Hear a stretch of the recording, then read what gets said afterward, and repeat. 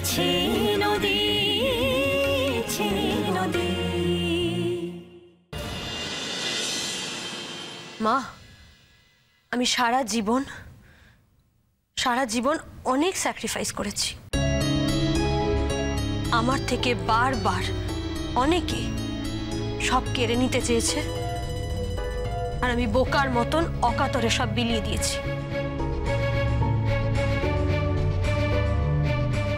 এমনকি আমার স্বামীকেও ছেড়ে দিতে হয়েছে অন্যের ভালোর জন্য।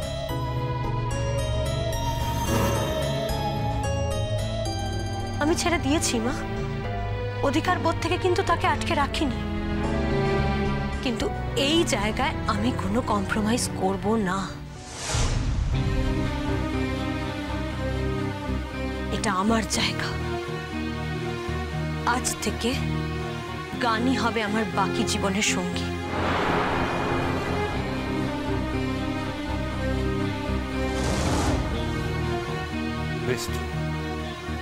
গানই তোমার সঙ্গী হোক, তাতে কি আমরা আপত্তি করেছি?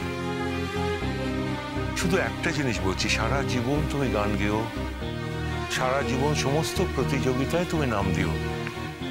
শুধু একটা রিকোয়েস্ট আমার, এই প্রতিযোগিতাটাই চেও না। ভালো জেঠু, তুমি আমার কাছে এই অন্যায় অনুরোধ করতে পারো না।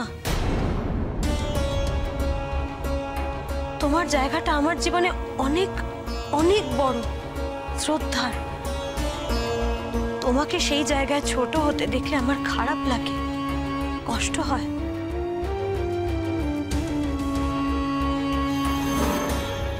দেখলেন দাদা, দেখলেন তো কি সুন্দর আপনাকে জ্ঞান দিয়ে দিল।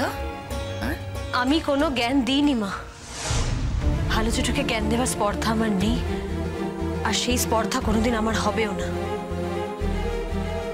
ভালো জেঠু, আমি শুধু তোমাকে আমার মনের কথাটা জানালাম।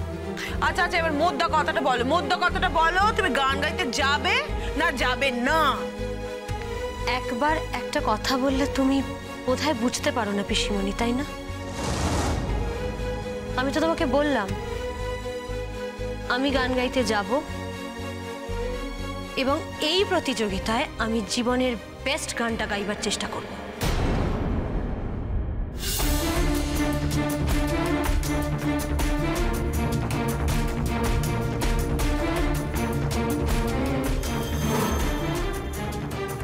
হ্যাঁ, ইচ্ছে করে করছো, তার মানে তুমি জেনে শুনে ইচ্ছে করে জেদ করে এগুলো করছো, তাই তো? আমি অস্বীকার করছি না তো, আমি ইচ্ছে করে জেদ করেই করছি মা।